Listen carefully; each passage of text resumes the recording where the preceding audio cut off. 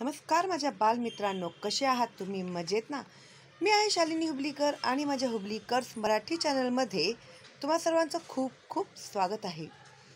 आज मी तुम्हाला शिकवणार आहे 10वी इयत्तेतील कुमार भारतीचा जो तुमचा भाग 2 आहे, त्या 2 मधील 6वी जी कविता आहे वस्तू ती कविता आज मी तुम्हाला शिकवणार आहे. खूप सुंदर कविता आहे.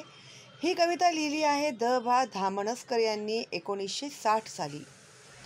प्रसिद्ध कवी भावोत्कटता, चिंतनशीलता व प्रांजळपणा यामुळे धामणसकर यांच्या कविता वाचकांच्या मनाला स्पर्श करतात. सामाजिक तणावांमुळे आलेली अस्वस्थता व्यक्त करताना संवेदनक्षम मनाला येणारी व्याकुळता आणि अभिव्यक्तीतील संयम ही त्यांच्या कवितेतील वैशिष्ट्ये होत. त्यांची कविता 1980 साली प्रथम कविता दशकाची या संग्रहातून ठसठशीतपणे वाचकांच्या परिचयाची झाली. प्राक्तनाचे संदर्भ व बरेच काही उगवून आलेले हे त्यांचे कविता संग्रह प्रकाशित झाले. आता ह्या कवितेबद्दल आता आपण पाहिली काय, कवीची माहिती पाहिली आपण, ठीक आहे. कवींची जे आहेत द.भा. धामणसकर, आणि हे नाव तुम्हाला लक्षात ठेवायचं आहे, कारण की स्वमत लिहिताना संदर्भासहित स्पष्टीकरण करताना तुम्हाला लेखकाचं नाव माहिती असणं खूप गरजेचं आहे, ठीक आहे.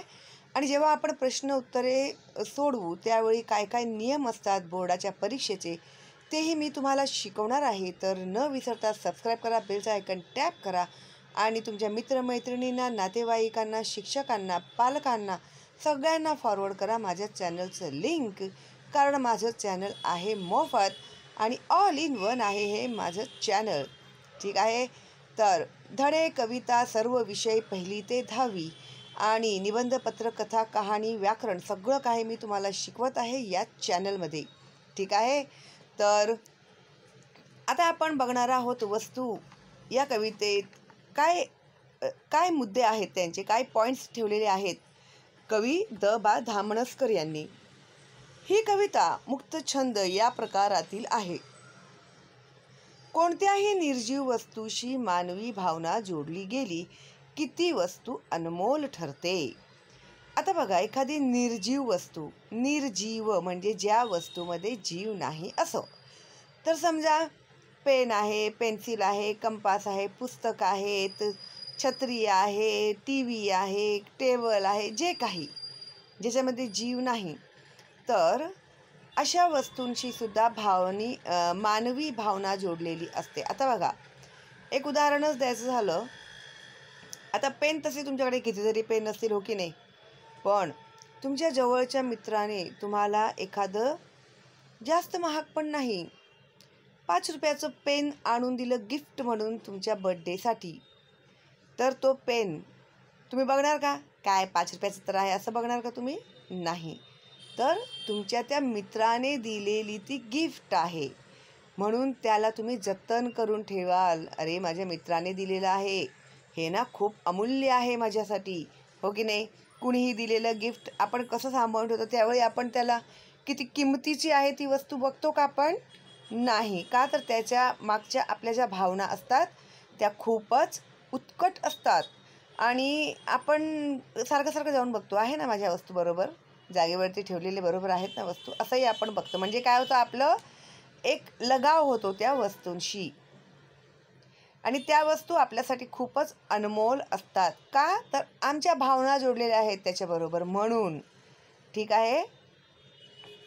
वस्तू माणसाला दीर्घकाळ साथ देतात आणि त्या साथही देतात ना दीर्घकाळपर्यंत. तर एखादी उदाहरणच घ्यायचं म्हटलं ना, तर तुमच्या घरातील वडिलोपार्जित काय ते वाटण्याचा पाटा वरवंटा पुष्कळ घरामध्ये मी पाहिलेलं आहे. आजही ते लोक ते वापरतात. त्यांच्या वडिलोपार्जित चालत आलेली असते ती वस्तू ते सांभाळतात. भांडी, ओके, आणि काठी, आजोबाची काठी वगैरे असली, हो की नाही, तर त्या अशा काही वस्तू असतात जे आपण सांभाळून ठेवतो आणि त्या वस्तू आपल्याला दीर्घकाळ साथ देतात, म्हणजे वर्षानुवर्षे साथसुद्धा देतात. व्यक्ती आणि वस्तू यांच्यामध्ये एक अतूट नाते तयार होते. आता ज्याप्रमाणे मी आत्ताच तुम्हाला उदाहरण दिलं की तुमच्या खास मित्राने तुम्हाला एक 5 रुपयाचं पेन जरी गिफ्टमध्ये दिलं तर त्या पेनशी तुमचं जे नातं आहे ते कसं होतं, अतूट होतं, हो की नाही? मग ते पेन तुम्ही सांभाळून ठेवणार. मग काही मुलं तर असाही विचार करतात की ना मी माझ्या नातवंडांना दाखवणार, मी माझ्या मुलांना दाखवणार हा पेन, असं सगळं विचारसुद्धा करतात हं मुलं. तर त्याचं जे एक नातं कसं असतं आपलं अतूट असतं, जे कधीही तुटू शकत नाही. त्याचा जो प्रेम आहे आपल्याला, त्याचा लागलेला एक लळा आहे, एक लगाव आहे, ते तुटत नाही. त्यामुळेच थोर व्यक्तींच्या वापरातील वस्तू पुढे संग्रहालयात जतन केल्या जातात. आता थोर व्यक्ती कोण?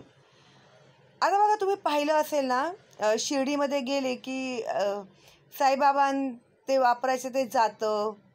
गहूची पोतीसुद्धा आहेत अजून तिकडे सांभाळून ठेवलेली त्या लोकांनी, आणि त्यांनी जाळलेली ती धुनी अशा प्रकारे. आणि आपले जे सैनिक होते, आपले जे महाराज होते, शिवाजी महाराज, त्यांनी वापरलेले चिलखत वगैरे ते सुद्धा बघा एक्झिबिशनमध्ये तुम्हाला वस्तू संग्रहालयामध्ये दिसतील.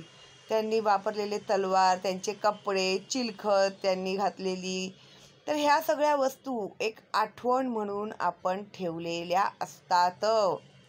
जिजाबाई कोणते दागिने घालायचे, त्यांच्या साड्या कशा असायच्या, खूप काही, ते सगळं तुम्हाला तिकडे वस्तू संग्रहालयात जर भेटले ना चान्स तुम्हाला, तर तुम्ही नक्की जाऊन बघा. तुम्हाला खूप काही तिथे बघायला भेटेल. वस्तूंनाही भावना असतात हे समजून वस्तू वापराव्यात. वस्तूंनाही काय असतात? भावना असतात. निर्जीव असल्या तरीसुद्धा त्याच्यामध्ये भावना असतात. आता एखादी वस्तू पणजोबांनी तुमच्या वडिलांना दिलेली असेल समजा, काय नसेल ती एक साधी काहीतरी एक वस्तू असू द्या. असं समजा की काय देऊ शकतील आजोबा तुमच्या पप्पांना? पणजोबांनी दिलेली वस्तू त्यांच्या आजोबांना, मग आजोबांनी दिली ती तुमच्या पप्पांना, काय असू शकते? काठी पकडूया आपण, ठीक आहे? काठी, ठीक आहे. ही काठी सांभाळून ठेव, पुढे तुझ्या कामाला येईल, ठीक आहे? त्यावेळीची ती सागवानाची मजबूत काठी, आणि ती अशीच पिढीने चालत आलेली आहे. तर त्याच्याशी काय जुळलेल्या असतील? आपल्या भावना. भावना असेल तर त्या काठीला किंमत आहे. जर भावनाच नसतील तुमच्यामध्ये, काय एक लाकडी तर आहे, टाकून द्या, असं पण करू शकता तुम्ही, हो की नाही? पण तसं करणार का तुम्ही? नाही.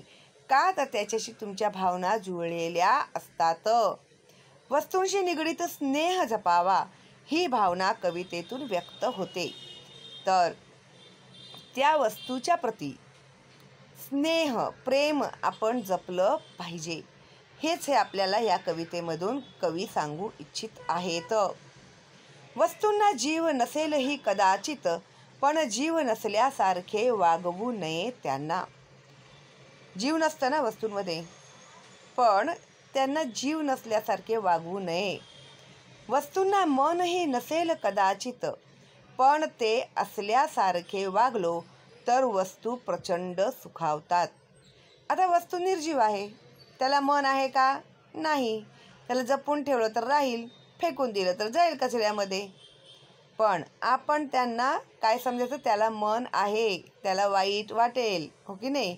तर आपण जर त्यांना अशा प्रकारे वागवलं तर ते खूप सुखावतात. ही अशी कल्पना आहे, कवींची कल्पना आहे ती. वस्तू निखालस सेवकच असतात आपल्या, तरीही बरोबरीचाच मान द्यावा त्यांना. आता कोणतीही वस्तू जेव्हा आपण वापरतो, विकत आणतो, कशासाठी आणतो सांगा बघू?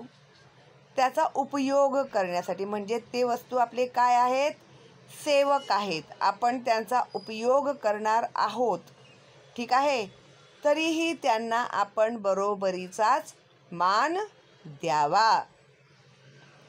तुच्छ प्रकारे वागणूक करू नये त्या वस्तूशी, ठीक आहे? तर त्यांना सुद्धा काय दिला पाहिजे? मान दिला पाहिजे, ठीक आहे? आता उदाहरण द्यायचं म्हटलं ना, आत्ताचं लेटेस्टच बघा ना तुम्ही, लई लांब कशाला जायचं आहे.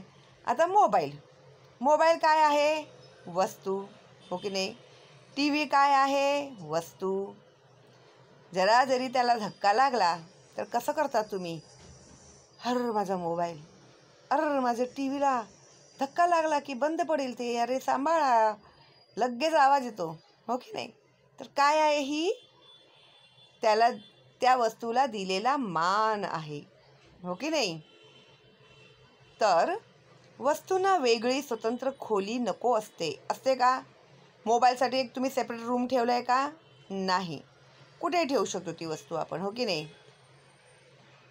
त्यांना फक्त आपल्या मानलेल्या जागेवरून निष्कासित न होण्याची हमी द्या.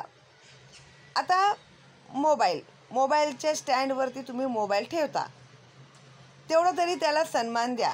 इकडे टाकलं तिकडे टाकलं असं करू नका. तेवढं तरी त्याला मान द्या की त्याच्या जागेवरती त्याला ठेवा. एक उदाहरण देते मी तुम्हाला. त्याचं कोणत्याही वस्तूशी ते रिलेटेड आहे, पण काय मोबाईल तुमच्या जास्त जवळचं आहे ना, जवळची वस्तू आहे ना, म्हणून मी मोबाईलचं उदाहरण देते, कारण की तुम्हाला ते समजेल. ओके. वस्तूंनाही असते आवड स्वच्छ राहण्याची. हे हातांना लक्षात ठेवायला सांगा. ठीक आहे. कोणतीही वस्तू आपण वेळोवेळी स्वच्छ केली पाहिजे, तरच ती चांगली दिसेल की नाही. असा धूळचा पूर्ण थप्पी लागलेली त्याच्यावरती कसं दिसेल ते? तुम्हाला आवडेल का तसं? नाही. तर वस्तूंना लगेच स्वच्छ करायची तुमच्या हातांना सवय लावा. ओके. वस्तूंना जपावे, लाडावूनही ठेवावे त्यापुढे जाऊन. वस्तूंना जपावे. आता बघा, एखादं दप्तर मम्मीनी घेऊन दिलं, पप्पांनी घेऊन दिलं, तुम्हाला चांगल्या क्वालिटीचं दप्तर घेऊन दिलं, तर ते दप्तर वार्षिक परीक्षा झाली की जातं कचऱ्याच्या डब्यामध्ये. जर त्याला तुम्ही व्यवस्थित धुवून वगैरे, सुकवून वगैरे प्लॅस्टिकच्या बॅगेत घालून ठेवलं, तर ते तुम्ही परत त्याचा उपयोग करू शकता की नाही? पण तुम्ही तसं नाही करत. टाकतं ते मुद्दाम धूळ. मम्मी हे घाण झालंय, हे नको आहे मला, आता नवीन दप्तर पाहिजे. तर ही वागणूक चुकीची आहे.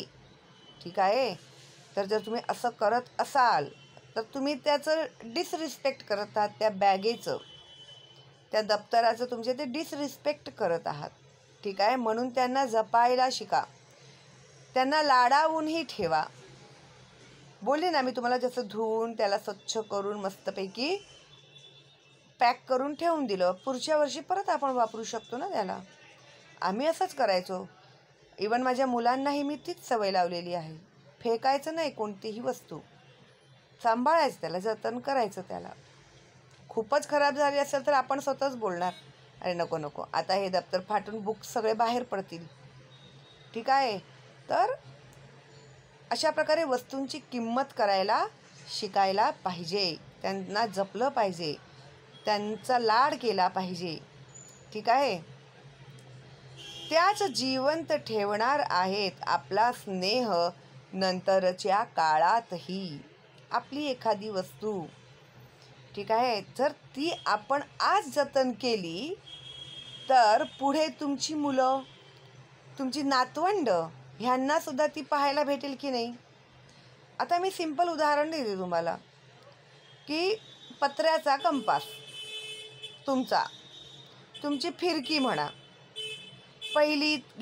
सगळ्यात पहिली घेतलेली फिरकी, छोटीशी सुंदरशी, ती सांभाळून ठेवली का? माझी ही पहिली फिरकी होती, ती माझ्या मुलाला दाखवणार, मग तो मुलगाही सांभाळून ठेवेल. मग तुम्ही बोला, माझ्या नातूला दाखवायचं ते फिरकी मला सांभाळून ठेवायची. असं कसं असतं? ते एक प्रेम असतं. तर काय असतं ते? आपल्याला जिवंत ठेवतं ते. आपण नाही जगणार तोपर्यंत, पण नातवाला, अरे हां, ही माझ्या आजोबांची फिरकी होती, हा कंपास माझे आजोबा वापरत होते, हो की नाही. एक आठवण असते ना, एक आठवण, ते खूप महत्त्वाचं असतं. आता तुमच्या आईला पण बघा, सासून गळ्यातलं सोन्याची हार देते, त्यांच्या सासूंनी त्यांना दिलं होतं, त्या सासूच्या सासूंनी त्यांना दिलं होतं, असं वडिलोपार्जित ते आलेलं त्याची किंमत कशी असते, हो की नाही? तर असं असतं ते प्रेम, त्याच्या मागच्या भावना. ओके, तर आयुष्य संपले की तर काय असतं ते त्याच जिवंत ठेवणार आहेत आपला स्नेह नंतरच्या काळातही, की नाही? तर आयुष्य संपले की वस्तूंनाही आजवरच्या हक्काच्या घरात राहू देत नाहीत. म्हणजे मी जसं बोलली ना, की एखादी वस्तू खराब झाली तर आपण काय करतो, त्याला विकून टाकतो किंवा त्याला टाकून देतो, हो की नाही? उगीच कशाला जमा कचरा घरामध्ये, साहजिकच आहे, हो की नाही? तर आयुष्य संपले की वस्तूंनाही आजवरच्या हक्काच्या घरात राहू देत नाहीत. तेव्हा कृतज्ञतापूर्ण निरोपाचा त्यांचा हक्क शाबूत ठेवावा. पण त्यांना निरोप देताना सुद्धा तुम्ही कसं द्या? कृतज्ञतापूर्वक द्या, ज्यामुळे त्याची विटंबना होणार नाही. अशा प्रकारे त्यांना तुम्ही निरोप द्या. ठीक आहे? तर बघा किती सुंदर कविता आहे ही, आणि किती विचार केला असेल आपल्या कवींनी, हो की नाही? तर भरून आलेले आकाश या त्यांच्या कविता संग्रहातून ही कविता घेतलेली आहे, आणि लवकरच आपण सोडूया ह्या कवितेच्या प्रश्नांची उत्तरं. ठीक आहे? कशी वाटली तुम्हाला कविता? आवडली ना? मला तर बाबा खूप आवडली. ओके, तर आता बघा, तुमच्या वस्तूंची किंमत करायला शिका तुम्ही आणि जतन करा त्यांना. ठीक आहे? आणि एक लाईक द्यायला अजिबात विसरायचं नाही, आणि फॉरवर्ड करा तुमच्या मित्रमैत्रिणींना, नातेवाईकांना, जेणेकरून त्यांचाही फायदा होईल. ठीक आहे? चला मग आता भेटूया लवकरच पुढच्या व्हिडिओमध्ये. तोपर्यंत बाय बाय.